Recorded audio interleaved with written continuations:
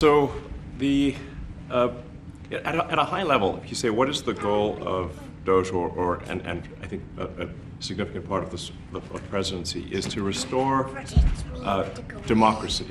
This may seem like, well, aren't we in a democracy?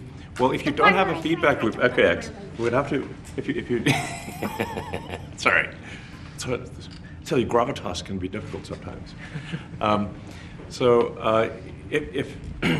If there's not a good feedback loop from the people to the government, and if you have rule of the bureaucrat, or if the bureaucracy is in charge, and then what meaning does democracy actually have?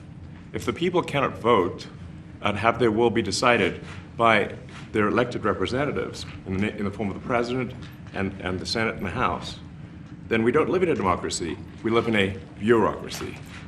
So it's incredibly important that we close that feedback loop, we fix that feedback loop, and that the public's elected representatives, the President, the House, and the Senate, decide what happens, as opposed to a large, unelected bureaucracy.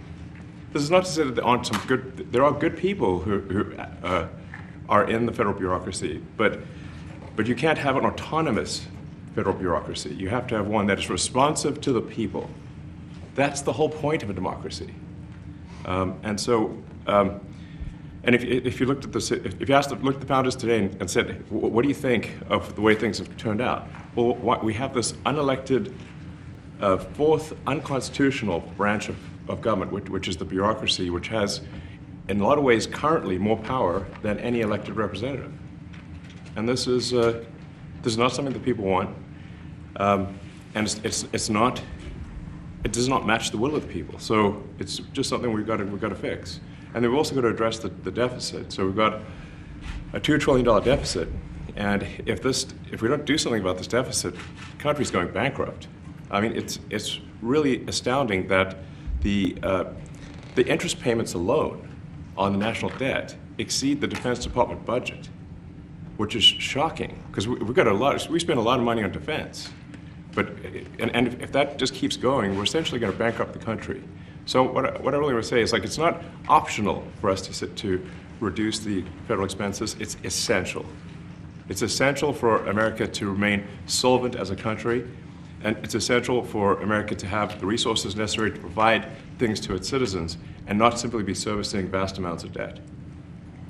And also, could you mention some of the things that your team has found, some of the crazy numbers, including the woman that walked away with about $30 million, right, etc.? Well, we do find it sort of rather odd that there are quite a few people in the bureaucracy who have ostensibly a salary of a few $100,000, but somehow manage to accrue tens of millions of dollars in net worth while they are in that position, which is, what happened at USAID. We're just curious as to where it came from. Maybe they're very good at investing, in which case we should take their investment advice, perhaps. But there seems to be mysteriously they get wealthy. We don't know why. Where does it come from? And I think the reality is that they're getting wealthy at the taxpayer expense. That's the honest truth of it. So, we're looking at, if you look at, say Treasury, for example, basic controls that should be in place, that are in place in any company, such as making sure that any given payment has a payment categorization code, that there is a comment field that describes the payment, and that if a payment is on the do not pay list, that you don't actually pay it. None of those things are true currently. So the reason that departments can't pass audits is because the payments don't have a categorization code. It's like just a massive number of blank checks just flying out the building. So you can't reconcile blank checks. You've got comment fields that are also blank, so you don't know why the payment was made. And then we've got this truly absurd, a do not pay list, which can take up to a year for an organization to get on a do not pay list. We're talking about terrorist organizations, we're talking about known fraudsters, known aspects of waste, known things that do not match any congressional appropriation, can take up to a year to get on the list, and even once on the list is not used. It's mind-blowing. So what we're talking about here, we're really just talking about adding common sense controls that should be present that haven't been present. So you say, like, well, how could such a thing arise? That seems crazy. When you understand that really everything is geared towards complaint minimization, so then you understand the motivations. So if people receive money, they don't complain, obviously. But if people don't receive money, they do complain. And the fraudsters complain the loudest and the fastest. So then when you understand that, then it makes sense. Oh, that's why everything they approve all the payments at Treasury. Because if you approve all the payments, you don't get complaints. But now we're saying that, no, actually, we are going to complain. If money is spent badly, if your taxpayer dollars are not spent in a sensible and frugal manner, then that's not okay. Your tax dollars need to be spent wisely on things that matter to the people. I mean, these things, like, it's just common sense. It's not draconian or radical, I think. It's really just saying, let's look at each of these expenditures and say, is this actually in the best interest of the people? And if it is, it's approved. If it's not, we should think about it. So,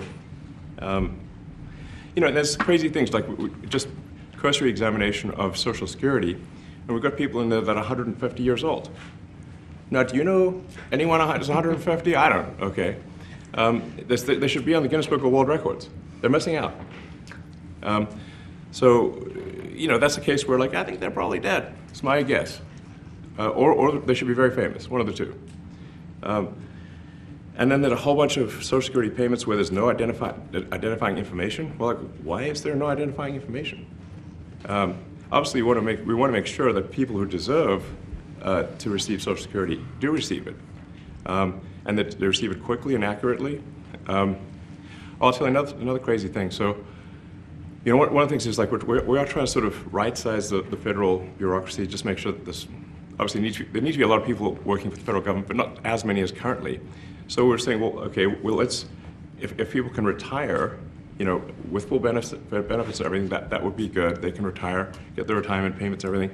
And then we were told, this is actually, I think, a great anecdote, because we were told the most number of people that could retire possibly in a month is 10,000. We're like, well, why is that?